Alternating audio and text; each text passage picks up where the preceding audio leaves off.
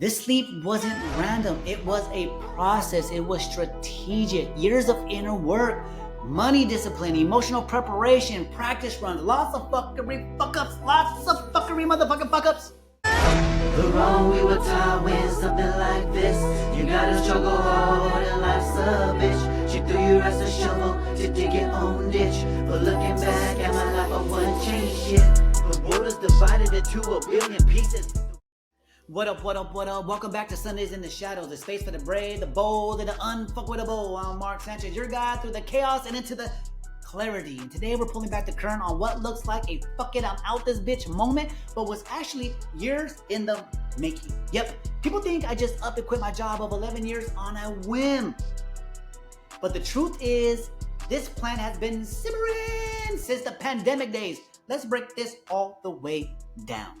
Listen, a lot of people hear I quit my job after 11 years and immediately say, wow, you're so lucky. I wish I could do that, but I got kids, I'm in debt, I have animals, blah, blah, blah, blah, blah. And in my head, I'm like, shut the fuck up with the lame ass excuses. You sound like a scared fucking idiot. But I know because I've been there. I was a scared idiot. And of course, that's all in my head. I'm still working on not having those kinds of thoughts. But hey, growth is a process and I'm not motherfucking perfect. I mean, I don't say it out loud with my words or my face anymore.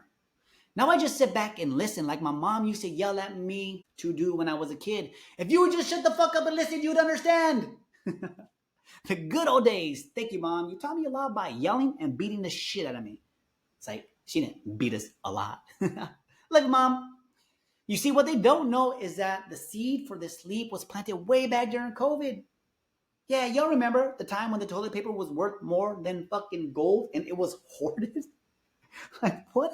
The logic of people. How is toilet paper going to save you from a pandemic, bitch? You see, when the world shut down, restaurants closed, income gone, stimulus checks rolling in, that felt kind of nice, not going to lie. I realized I don't want my survival tied to somebody else's business or to a government check. No motherfucking handouts here, but I liked it at that moment. Yeah, those stimulus checks and unemployment checks were pretty dope.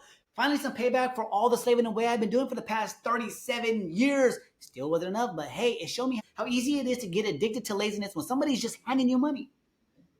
Don't worry, you poor thing. You don't have to work. You have a nation of hard workers out there that will foot the bill for you. Oh, and for your 10 million kids that you're trying to have too? Yeah, they'll foot the bill for that. That's America for you, but those same fucks will still complain about how horrible it is here. Well, actually, over there because I'm not in the States at the moment. You see, that year lit a fire under my ass. To build something for myself. I told myself, by the end of 2021, I'm out this bitch. I also said that shit the year before that, and the year before that, and the year before that, just like my brother used to be like, oh, the Eagles will win next year, next year's our year. And then I finally said, by the end of 2025, for sure. Well, that was a lie also. Why? Because I didn't make it to the end of 2025 because the fuckery this year was too mother loving strong. So I said, fucking I'm out this bitch right now.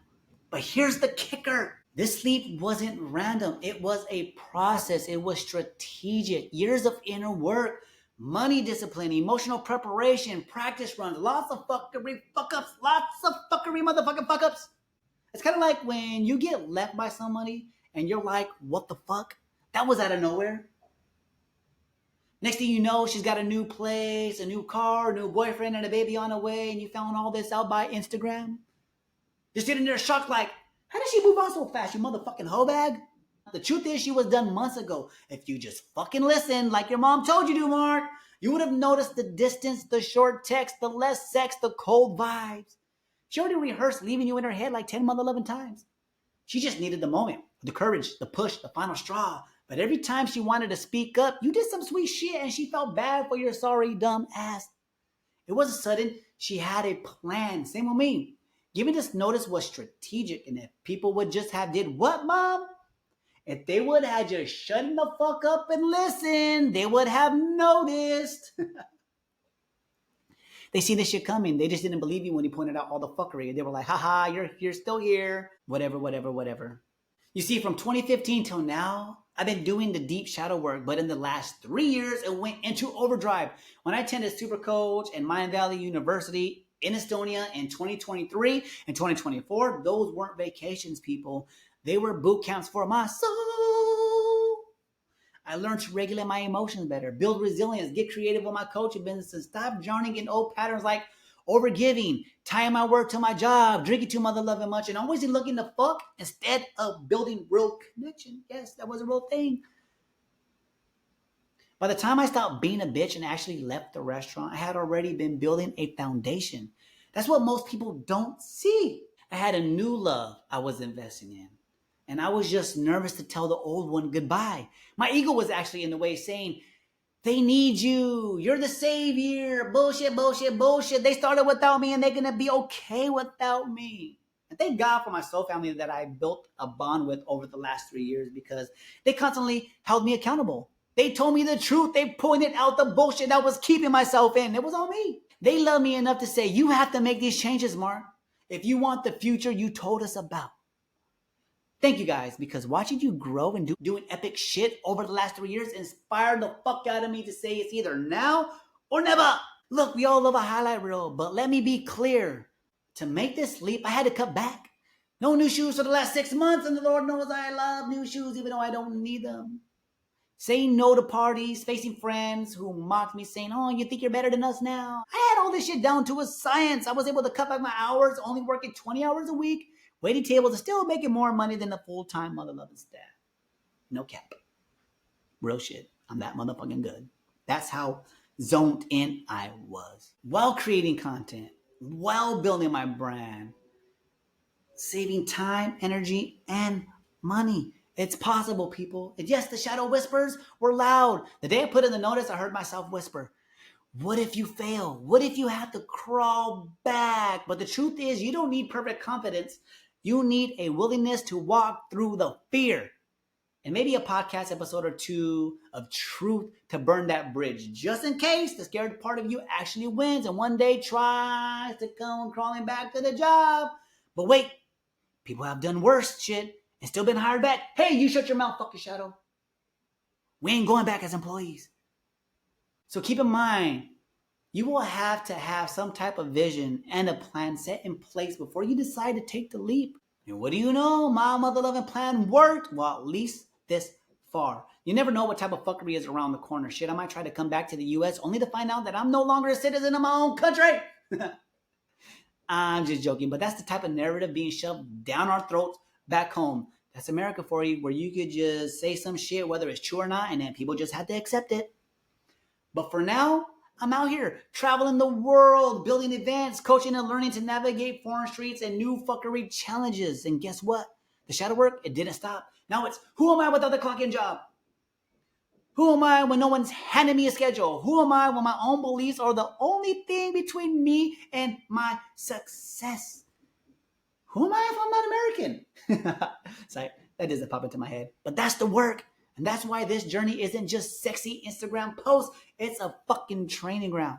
I used to see these influencers clogging up my feed, and I'd be like, you lucky mother lovers, you have it so easy. You take some photos, you shoot some videos, and then you post them, and then boom, insta famous. Fuck, that must be the life. Newsflash, this shit is not that easy. I have a new respect for the influencer profession. These folios had to learn a lot, put in a lot, do a lot to be successful at this shit. It's not as easy as just shooting videos and taking pics. There is so much more that goes into this process. I'm kind of thinking about going back to waiting tables. You shut the fuck up, shadow, bitch ass mother lover, but I love you. You see, that motherfucker will try to sneak up on you at every step of the way. No matter where you go, no matter what you do, there will always be some type of fuckery to overcome. People look at my IG and they know that I quit my job. They know that I'm in Singapore eating amazing food, doing amazing shit, and posting content. They're like, wow, he has made it. But in actuality, I'm like, fuck, what should I wear for the shot? How do I pose? What font should I use for this title? Shit, what if nobody even watches this? Fuck, I forgot to hit record. These motherfucking jets again. Don't they know I'm down here recording content today? Good God. So just like the last fuckery factory I worked in, I had to remind myself that I chose this fuckery. I told myself I would learn the tools necessary to be successful at this, but learning is not enough. It will take a lot of practice, a lot of fuck ups. I mean, I didn't go from 20% tip average to 40% tip average overnight. It took some mother-loving time. I had to perfect my craft. You know what I mean? And you'd figure after 20 years of being in the motherfucking industry, I should be that motherfucking good. Should. Keyword, because not everybody has that skill set. Look, you don't have to jump tomorrow. Start where you are. If you're listening to this and dreaming of your own leap, here's some real practical shit that you need to know. Number one, use your current job as your training ground. Build discipline. Practice boundaries. Test your resilience. Seriously plan like you're going to leave, but live like you're in training. Treat your current gig as a paid workshop for your personal growth. Whoo, your boss is gonna love that one. Like, I paid this motherfucker to leave us? Yeah, you did, bitch. Number two, get clear on your exit strategy. What skills, finance, and support systems do you need? Write it out. Don't wait till you're on the edge with sweaty palms. Know what's needed to build your bridge. Number three, work your inner game. Trust me, shadow work is not optional here. Your doubts will try to hijack you at every mother-loving step. Know your shadows. What's keeping you stuck? Where are you giving your power away? Face those sneaky voices that whisper, you're not ready for this. Number four, and one of the most important in my opinion, surround yourself with people who challenge and inspire you. Not just those who praise you for staying small. You want cheerleaders who light a fire under your ass, not the ones that had you a beer and say, hey, that's just life. Fuck all that. Get those motherfuckers out of your life. Remember, the leap isn't the hard part. It's the prep. You can't skip the prep and expect the leap to feel good. So start now before you need to. Build the skills, save the money, do the inner work, and when the time comes, leap with intention, not just emotion. Look, this leap wasn't sudden, and it sure in the hell wasn't easy. But if you're sitting there wondering, who would I be without this job, this identity, this paycheck? You're already on the right path. Do me a favor, if this episode taught you something, write it down in the comments. And share this episode with somebody who could benefit from the message also. And don't forget to listen to earlier episodes. Also subscribe, share, leave a review. And until next Sunday, laugh when it's ridiculous, cry when it's real, and heal because you are worth it. And remember, nobody's coming to save you. It's up to you to learn how to fish yourself out of the fuckery.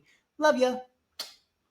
But what changed? Even if I got the chance, I would've started this life from scratch. I learned a lot from selling drugs and stepping traps. It wasn't so fun, but knew how to act.